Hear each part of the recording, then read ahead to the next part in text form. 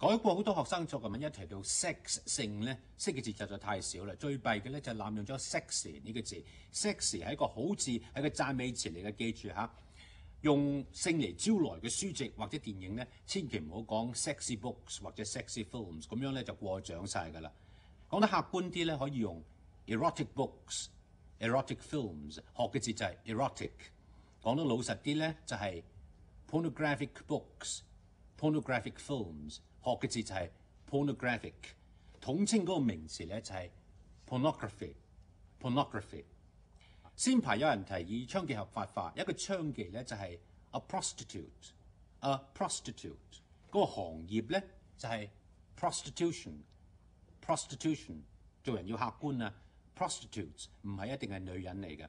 我哋睇戲好多時聽到呢個字 hooker 呢個咧就係美國嘅俗語。有陣時會聽到呢個字 whore 呢個字比較舊啲嘅。